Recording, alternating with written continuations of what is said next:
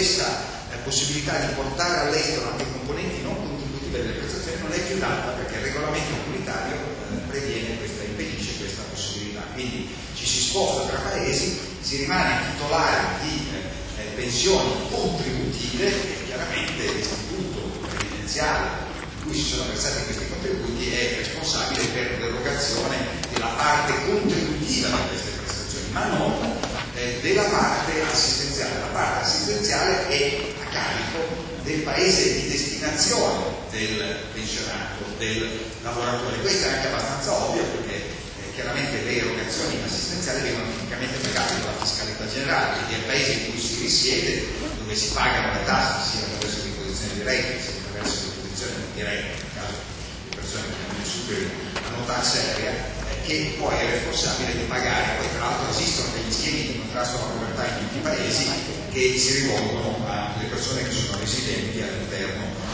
di quel paese. Invece in Italia abbiamo questa situazione abbastanza paradossale, che pur non avendo noi una rete di assistenza sociale in ultima istanza, noi stiamo continuando a pagare integrazioni al minimo e maggiorazioni sociali, quindi prestazioni assistenziali, a fronte delle quali non sono stati pagati in passato dei contributi, a persone che pagano le tasse altrove, che vivono altrove e che presumibilmente non torneranno magari mai all'interno del nostro paese. Quali sono i paesi verso i quali noi abbiamo queste prove? Vedete, è una percentuale molto ampia dei paesi del mondo, al di fuori dell'Unione Europea, dove dal 92 questo non è più possibile, se non per regolamenti ante 1992, prima dell'entrata in vigore di questa.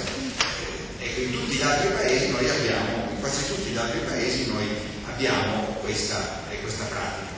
Di quante risorse stiamo parlando? Come vedete, ecco, questi sono i paesi verso i quali alimentiamo maggiori risorse, alcuni di questi sono paesi con un reddito medio-basso, ma altri sono anche paesi con un reddito più alto, reddito pro capite più alto del nostro, l'Australia, gli Stati Uniti e il Canada, sono paesi che hanno delle reti di assistenza sociale di base. Quindi se noi, siccome sono degli schemi che in genere di reddito minimo garantito, di fatto l'Italia sta riducendo i costi dell'assistenza di questi paesi, perché queste persone riceverebbero comunque un trasferimento da questi paesi tale da portare queste persone ad una soglia di reddito definita. Se noi paghiamo l'assistenza a queste persone, riduciamo il trasferimento che lo Stato di residenza di queste persone deve erogare alla persona, perché una parte di questo top-up tecnicamente di questa compensazione per la differenza tra reddito dell'individuato e questa soglia di reddito che deve essere comunque garantita all'individuo viene fornita da noi. Ecco, francamente capire la razza a questo punto, se non in termini forse politico-elettorali, la legge sul voto degli italiani all'estero probabilmente ha avuto un ruolo minore questa tendenza. Vedete per esempio quanto sia importante in Argentina la quota di integrazione, quasi il 50% delle pensioni che noi eroghiamo in Argentina sono prestazioni assistenziali. Tra l'altro è importante notare che noi diamo prestazioni assistenziali a persone su cui non possiamo fare i controlli che dovremmo poter fare per erogare davvero in modo efficace le prestazioni assistenziali. Quando si parla di produrre degli schemi di assistenza, si parla sempre di avere informazioni adeguate sulla situazione economica delle persone, di sé, per esempio, strumenti di questo tipo vanno proprio a identificare le persone che hanno bisogno di questi trasferimenti. Essendo persone che vivono all'estero, insieme all'estero, se abbiamo delle informazioni molto limitate, noi questi controlli non li possiamo fare. Quindi chiudo ricapitolando i fatti che ho documentato e sollevando dei quesiti, credo. Ripeto, proprio la logica di dire, guardate, studiare questo fenomeno è molto importante perché solleva dei quesiti importanti. Il primo, diciamo, è questo legato al freeriding. Noi abbiamo un freeriding importante, quantificavo di base 3 più 12 flussi annuali, quindi destinato a crescere considerevolmente 3 più 12 miliardi e destinato comunque a crescere nel corso del tempo. Ecco, siccome noi abbiamo un problema ovviamente di integrazione degli immigrati, ecco, forse sarebbe utile pensare che una parte di queste risorse che arrivano gratuitamente da noi, di fatto per forma di free riding, varrebbe la pena di essere investita per l'integrazione di queste persone, che tra l'altro vorrebbe dire anche permettere di superare la piaga del lavoro nero per gli immigrati, che avrebbe poi alla fine anche degli effetti positivi sui versamenti contributivi all'interno del nostro paese, poi sarebbe un modo anche per investire in questo capitale umano che arriva da noi. Seconda evidenza e secondo quesito, noi abbiamo questa immigrazione di pensionati italiani in crescita, mentre l'immigrazione di pensionati dall'estero è al palo e abbiamo un saldo di pensionati negativo. Come è possibile che questo avvenga? Perché forse non abbiamo investito in questa direzione. Io credo che ci siano moltissime località in Italia che potrebbero aprire, tra l'altro sono alcune località che tendono abbastanza verso l'abbandono, un calo demografico importante, che potrebbero davvero proporsi di attrarre pensionati dall'estero. Chiaramente bisognerebbe investire, cioè bisogna creare un minimo di infrastruttura, soprattutto di tipo sanitario, per rendere queste destinazioni maggiormente appetibili. Però facendo così sarebbe un modo per dare un futuro a questi centri, sarebbe non necessariamente destinato soltanto a persone pensionati, perché poi ci sono anche le famiglie dei medici e di coloro che dovrebbero gestire queste infrastrutture sanitarie che potrebbero risiedere in queste zone. Infine il terzo fatto e la terza domanda che ci sembra utile porsi è questa questione che dicevo prima su questo paradosso di un'Italia che paga l'assistenza sociale di altri paesi quando non è in grado di permettersi, almeno questa la risposta che si dà sempre quando si dice perché non facciamo in Italia un sistema di reddito minimo garantito, un sistema di assistenza sociale di base dove non ci sono soldi. Allora perché vediamo soldi ad altri paesi che hanno già e riduciamo il costo dell'assistenza sociale in altri paesi? Non varrebbe la pena di ripensare a questa cosa e di continuare a pagare soltanto la parte contributiva delle prestazioni previdenziali all'estero, a chi non vive, non risiede all'interno del nostro paese? Quindi sono alcuni dei quesiti che volevo proporre alla vostra attenzione. L'oggetto del rapporto sono le pensioni pagate dall'INPS. Il focus è prevalentemente dal 2010 al 2014, quindi l'ultimo quinquennio, però nel rapporto a volte di dove è necessario troverete anche degli specchi temporali più ampi che ci sembravano necessari per la comprensione dei fenomeni. Lo studio comprende tutte le pensioni che l'INPS paga all'estero, quindi siano esse liquidate con la totalizzazione, come abbiamo visto, siano esse liquidate solo sulla base del regime nazionale.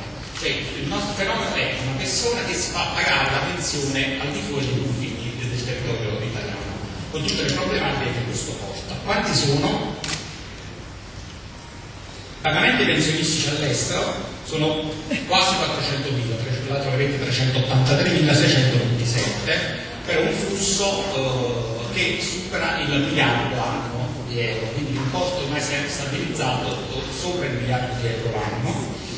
Il dato 2014 è 154 stati in cui noi attiviamo il pagamento, ma ormai siamo a 155, tanto che viene due elementi. In primo luogo che la maggior parte delle pensioni è ancora pensioni di vecchiaia o anzianità, quindi pensioni legate al lavoratore che a un certo punto, dopo aver lavorato il numero di anni previsto, va in pensione. Le pensioni su questi sono circa il 35%, quindi sono ancora una quota minoritaria. E io vi assicuro con problematiche a volte particolari, perché ci dobbiamo confrontare a volte con le legislazioni nazionali più strane e più diversificate. Quali sono i paesi in cui più paghiamo pensioni?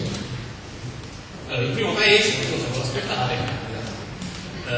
per chi conosce la storia dell'immigrazione italiana, però si può anche capire che è un paese forte di immigrazione italiana. Secondo paese l'Australia, idem, grande immigrazione italiana. Terzo paese Francia. La Francia è stato un paese forse recentemente meno appetibile, però in passato i compagni zia sono andati in Francia, sono paesi di forte immigrazione, quindi noi comunque sono paesi vicino all'Italia, sono anche paesi in cui più facilmente una persona lavora un po' a cavallo tra due paesi, perché magari attraversa la frontiera e può riuscire a lavorare in più paesi, quindi i paesi che stanno proprio più vicino all'Italia da questo punto di vista chiaramente sono avvantaggiati. Germania, sapete, è uno dei paesi ancora più forte la presenza di lavoratori italiani, e gli Stati Uniti. Spicca già l'assenza da 5 primi paesi del Sud America, e poi vediamo, analizzeremo ulteriormente questo dato. Qui avete la ripartizione in percentuali per continente. Ve li leggo, l'Europa sta al 47%, quindi si mantiene proprio come la metà circa del nostro bacino d'utenza. E il secondo paese è l'America del Nord, il terzo paese è l'Oceania, che ha superato il Sud America, che è sceso al 12%. America centro-sud, quindi anche più alto della Cina. Hanno una percentuale ancora molto bassa Africa ed Asia.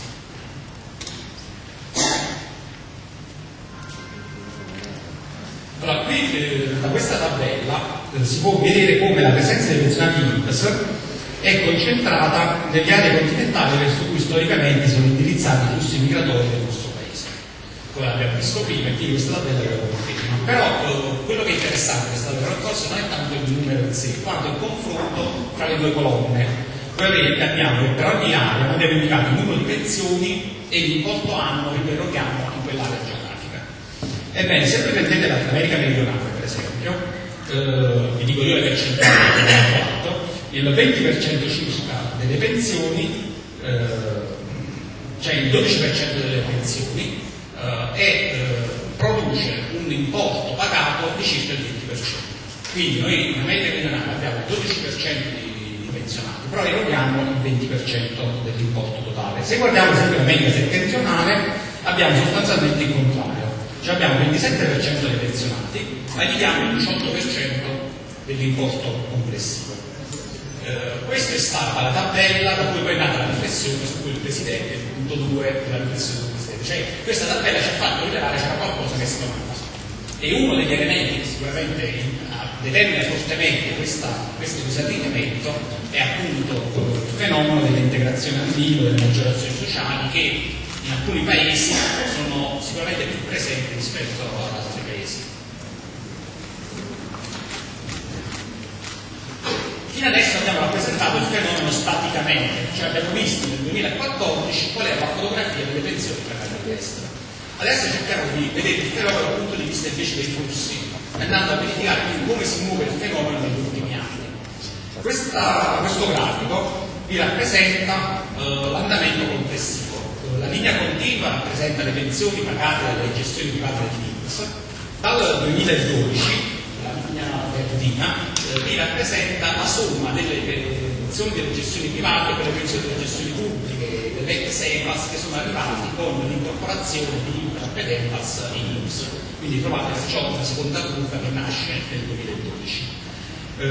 C'è un picco che si registra tra il 2010 e il 2011 dopo una fase di relativa crescita complessiva e una discesa abbastanza forte dal 2012. I motivi essenzialmente sono tre. In primo luogo, anche qui, come sulle pensioni nazionali, si vedono gli effetti della riforma, diciamo cosiddetta Fornero, che ha inasprito i requisiti per l'accesso alla pensione e paradossalmente questo produce più effetti ancora di più sulle pensioni, sulle nuove pensioni che noi andiamo a liquidare sempre regime di totalizzazione, dove le persone già avevano difficoltà a raggiungere i requisiti sommando i vari periodi lavorati in varie parti del mondo, ancora più hanno difficoltà a raggiungere i requisiti se voi la volete l'anzianità, mettiamo dei requisiti piuttosto aspri per l'anticipata e per la vecchiaia che ormai è andata molto avanti. Quindi c'è un primo effetto. Un secondo effetto è dovuto anche al fatto che è un fenomeno che di maggiore accresciuto controllo da parte dell'INPS sull'assistenza in vita dei pensionati, quindi sono alcuni anni che le campagne per cercare l'assistenza in vita sono andate molto incisive, molto pervasive, secondo me sono anche troppo, però è il nostro lavoro, e considerate che solo dal 2012 al 2014 abbiamo sospeso oltre 24.000 posizioni. Quindi, c'è un terzo fenomeno che spiega questa diminuzione, il fenomeno complessivo, come vedete, si prevede in diminuzione, quindi noi abbiamo che tra il 2011 e il 2014 c'è la riduzione dell'11% del numero di pensionati. In realtà non è omogeneo però in tutti i paesi del mondo, perché se guardiamo America settentrionale, America meridionale e l'Oceania, il calo è costante e non vi ho messo anche quest'altra tabella, ma ve lo assicuro, per vedere il rapporto, l'età media è piuttosto elevata. Quindi questo significa che in Europa, dopo un periodo di calo, sembra avviato nel 2014 per fine di inversione di tendenza.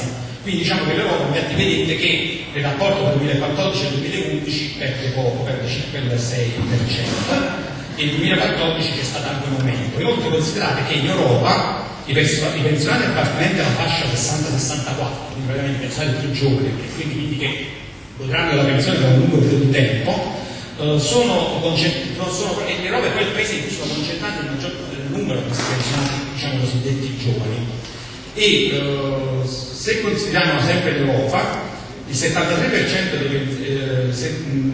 dei pensionati che hanno meno di 70 anni sono il 30%. Quindi diciamo che tutti questi dati ci fanno capire che l'Europa è un paese in cui continua ad esserci nuovi pensionamenti, quindi continuiamo a pagare pensioni a pensionati relativamente giovani che stanno andando in pensione in questo periodo. Cosa ne abbiamo dedotto? Che è esaurita una fase storica di emigrazione italiana che era nata subito dopo il secondo dopoguerra, se non prima, perché alcuni effetti delle festività ovviamente sono legati ancora alla migrazione tra le due guerre, che andava in paesi nordamericani, sudamericani, all'Australia, quindi quella fase storica di emigrazione ormai sta producendo i suoi ultimi effetti. L'età media dei pensionati in Sud America va verso gli 85 anni, quindi inizia a esserci ormai la conclusione di quel ciclo storico. Si apre un diverso ciclo di migrazione che vede sicuramente l'Europa protagonista, perché ancora l'Europa è un paese in cui ci sono molti lavoratori italiani attivi e c'è un forte, anche un certo numero piuttosto consistente di lavoratori che dall'Europa vengono in Italia a lavorare. Tutti gli est europei, ormai l'Unione Europea, e sono tutti i lavoratori che vengono in Italia a lavorare che iniziano in qualche modo a rientrare, seppur ancora in numeri molto limitati. Poi c'è l'Africa e l'Asia, che in termini ancora contenuti, cioè in termini assoluti sono ancora un fenomeno relativamente piccolo, ma che hanno percentuali positive e presumibilmente lo avranno di più nei prossimi anni. Noi paghiamo in euro normalmente, salvo l'annuncio del ministro delle disposizioni valutarie del paese, che magari ci obbliga a pagare il conto locale, ma lasciamo anche la possibilità ai pensionati di scegliere su una moneta diversa, a volte scelgono monete più forti rispetto alla moneta locale. L'ultima cosa che ci devo sottolineare, l'istituto paga le pensioni all'estero senza che questo produca alcun costo per il pensionato. Quindi la pensione arriva al pensionato integra, quindi tutti i costi di gestione del servizio di pagamento delle pensioni all'estero rimangono a carico dell'istituto. Quindi se posso chiarire se è un tesoretto esistente oppure un'informazione? Il termine tesoretto è un termine davvero che penso non si possa mai utilizzare per risorse pubbliche in un paese che ha un debito pubblico come il nostro, ma semplicemente sappiamo che ci sono molti immigrati, molti lavoratori stranieri che arrivano da noi, pagano i contributi e poi non ricevono a fronte di questi contributi le pensioni. Questo abbiamo trovato il termine free riding, adesso non so, forse poi con la vostra capacità troverete magari dei termini più efficaci, diciamo che pasto gratis, un modo con cui noi possiamo approfittare di questi passaggi avendone solo il lato positivo delle entrate contributive. Per misurarlo abbiamo guardato innanzitutto a persone di cui abbiamo già documentato questa situazione, cioè sono persone che oggi avrebbero potuto ricevere la pensione vecchiaia, non la stanno percependo e hanno versato dei contributi in passato. Questo è i 3 miliardi che dicevo prima. Poi abbiamo cercato di guardare qual è il montante che si sta accumulando per le generazioni successive. Tra l'altro una parte di queste generazioni, quelle nate tra il 1949 e il 1981, e siamo arrivati a quest'altra stima dei 12 miliardi. E infine il terzo dato che vi ho voluto dare riguarda i flussi annualmente di contributi di lavoratori che arrivano in Italia, stranieri in Italia, e ho detto se ipotizziamo che il 5% di questi poi non riceve le prestazioni, che è una stima abbastanza conservativa, ripeto, adesso è intorno al 20% questa quota, però si spiega il fatto che una volta c'erano questi requisiti contributivi minimi che effettivamente impedivano ad alcune persone poi di offrire delle pensioni. Ci sono due fenomeni che contribuiscono a questo: uno sono appunto i requisiti di legge che impediscono a queste persone di ricevere le pensioni, l'altro fenomeno è il fatto che tornano al loro paese, non hanno spesso anche consapevolezza dei contributi che hanno versato, perdono contatti e quindi poi alla fine non si fanno erogare le pensioni. Se stimiamo che questa seconda componente è intorno al 5%, arriviamo su questi 7-8 miliardi di contributi annuali che vengono versati all'INPS a una stima di circa quasi 400 milioni di free riding a flusso. Quindi questo si tende a cresce nel corso del tempo, data la crescita dei flussi migratori verso l'Italia, è un fenomeno che sta aumentando. Non so se è così io volevo fare una domanda rispetto una considerazione, una domanda rispetto al terzo punto, cioè quello di cui si parlava rispetto a ipotesi di una revisione, diciamo, della spesa riguardo a queste prestazioni assistenziali che vengono erogate ai connazionali all'estero. Non solo connazionali, chiaramente. Però, ecco, la considerazione era un po' questa. Non mi ha stupito il fatto di vedere in paesi a struttura forte, a struttura sociale forte, un peso minore percentualmente di quel tipo di prestazioni, vedi, integrazione al minimo, agevolazioni sociali e via dicendo, mentre invece nel continente sudamericano ovviamente queste prestazioni la fanno sono molto, molto ampie, no? Però questo proprio perché i sistemi di sicurezza sociale di quei paesi sono anche molto deboli e quindi sì, vi è anche una considerazione su quello che è l'appoggio che il nostro paese spesso ha scelto di dare rispetto ai nostri pensionati all'estero. Noi svolgiamo il patronato la sede all'estero, ovviamente svolgiamo proprio un controllo massivo rispetto a capacità reddituali di queste persone. In effetti una piccola percentuale probabilmente potrebbe sostenersi da sola, però ce n'è anche una grande percentuale che senza quella prestazione che l'INPS lodevolmente eroga avrebbero grosse difficoltà a sostenersi. Certo, no, è un punto molto valido il suo.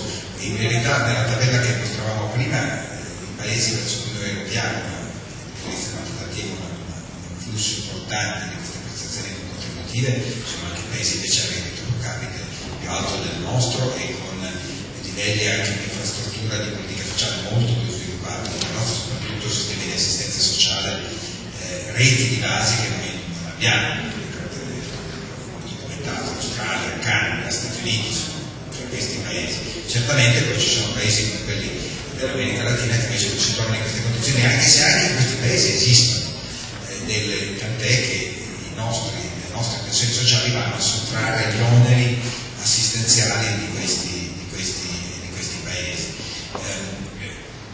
Certo che sono scelte politiche che vanno fatte e teniamo conto che in Italia non abbiamo risorse, almeno questo si dice, per garantire una rete di protezione contro chi in Italia oggi cade in condizioni di povertà. Ovviamente è una scelta che credo.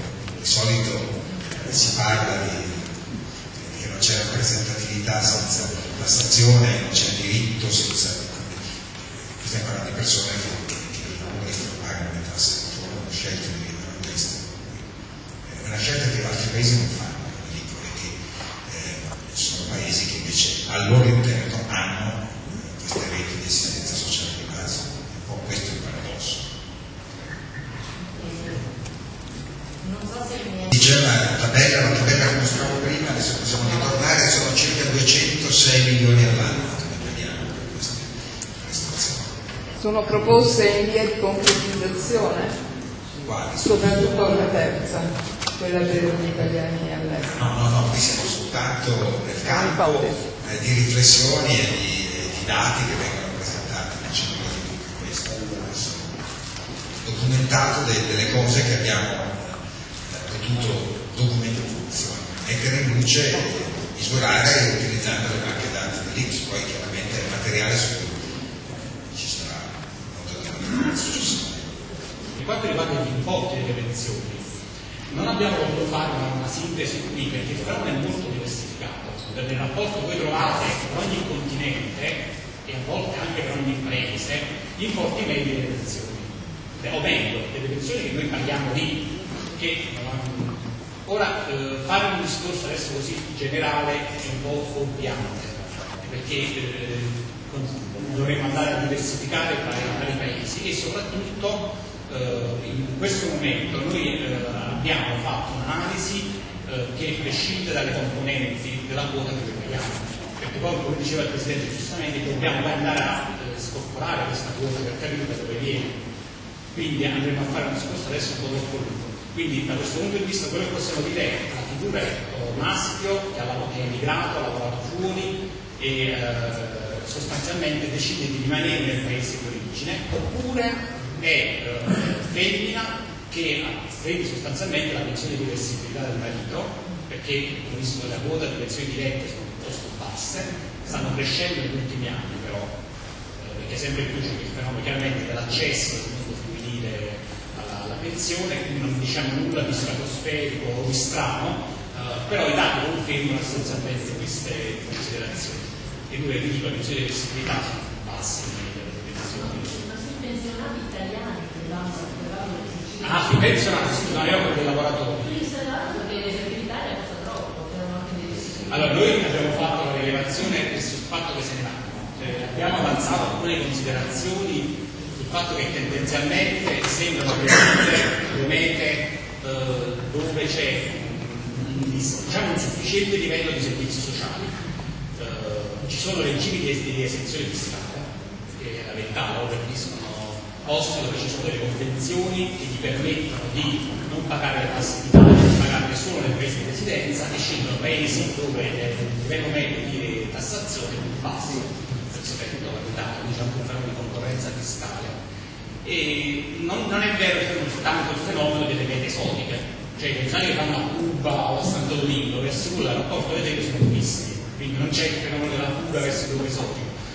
Solo vanno in Europa, vanno in Portogallo, vanno all'est Europa, inizia a esserci un fenomeno e poi questi sono i pensionati italiani, perché poi dovete c'è un diverso fenomeno, il fenomeno del pensionato straniero, cioè che ha lavorato in Italia, in Europa, c'era un fenomeno nordafrico che però sta scemando perché con nordafrico è un posto non bellissimo dove viverci purtroppo, e se sono invece pensionati stranieri tornano dove si origine.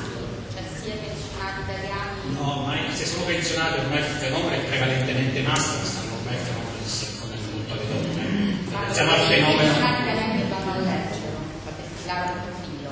Sì, gli italiani sì. Se guardiamo gli stranieri non iniziare a pensare il fenomeno delle cosiddette badanti. E comunque invito anche a riflettere sul fatto importante che si parla appunto della fuga dei pensionati, ma davvero il fatto che il paese sembra invece faticare a attrarre pensionati da paesi, per esempio paesi europei, i paesi più ricchi del nostro. Questo è un interrogativo, credo, importante. Che potrebbe avere delle caratteristiche climatiche, ambientali, eccetera, che sono molto favorevoli a questo tipo di flussi, invece a quanto pare non riusciamo a diventare meta su questi